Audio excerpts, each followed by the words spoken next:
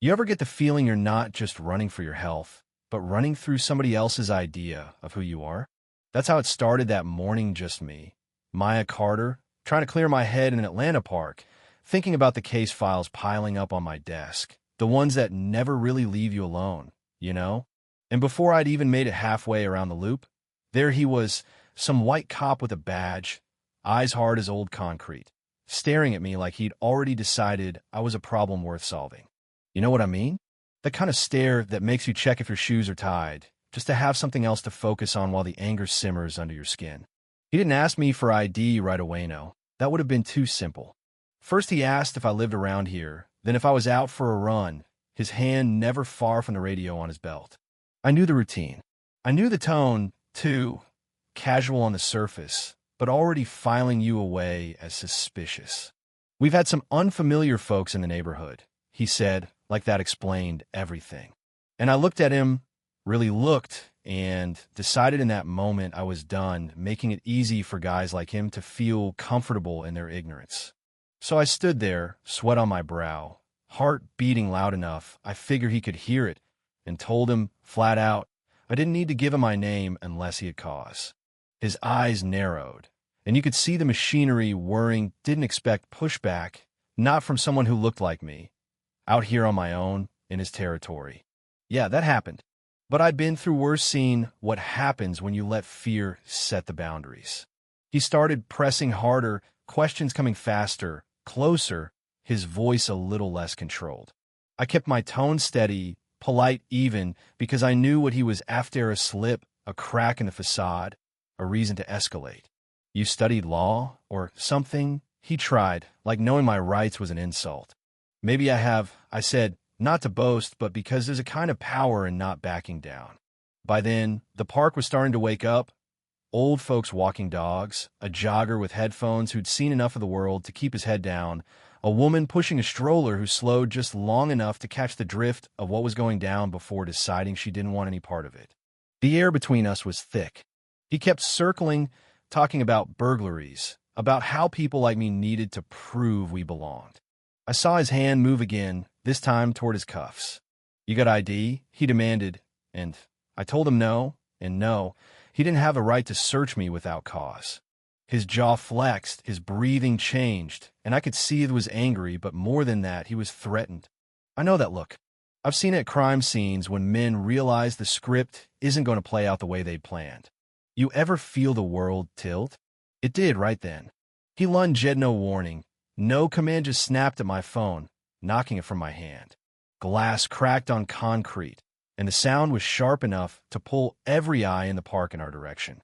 He started shouting about resisting, about following orders, but his words didn't matter. Not really, because the moment he crossed that line, he lost the crowd, and somewhere inside, he knew it. I didn't fight back. Didn't need to. I reached for the small badge tucked to my waist, held it up so everyone else could see exactly who he was messing with. FBI. The 3 letters hit him like a punch to the gut. His face went pale, his mouth opened, but nothing came out. And all around, phones came up, lenses trained on the cop who thought his badge made him invincible. I asked him, do you know who you just kicked? No anger, just steady, like I was reading from a file I'd memorized years ago. He didn't answer. Couldn't. He was paralyzed, trapped between the truth and the image he'd always clung taut had of a man in charge, never questioned. But the world wasn't buying it anymore. People gathered, some just to watch, some to record. A few looked at me with something close to awe, like they'd never seen someone refuse to bow their head. Others shook their heads at Greg. Harding, his name, was clear on the badge I'd spotted through the windshield. The same name that would show up in internal reviews for years to come. He wasn't arrested that day. I didn't even press charges on the spot. That wasn't the point. The point was that for once, someone like Greg had to answer for the space he'd taken, for the harm he'd done. No shield, no excuse, just standing there stripped bare in public view.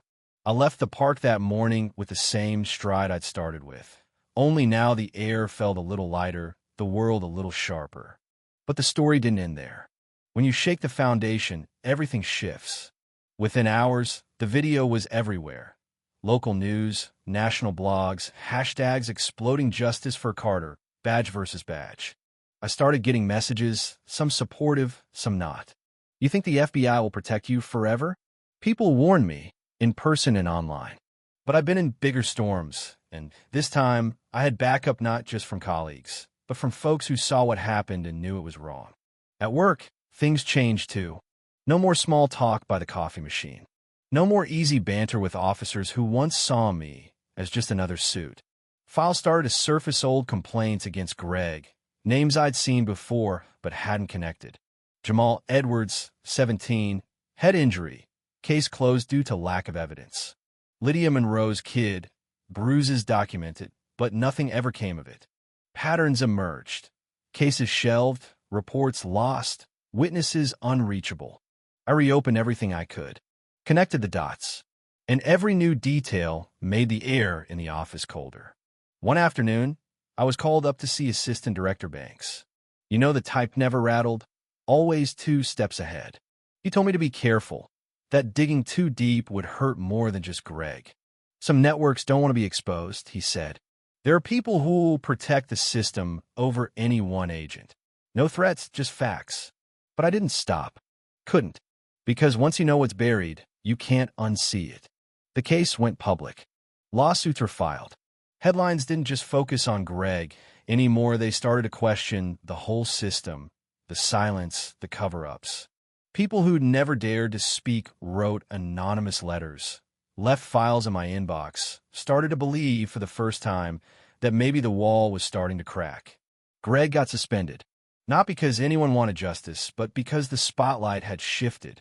Suddenly, those who'd once defended him faded into the background, afraid the light would hit them next. He tried to fight it, lawyered up, looked for loopholes, but the world had changed. Silence wasn't safety anymore.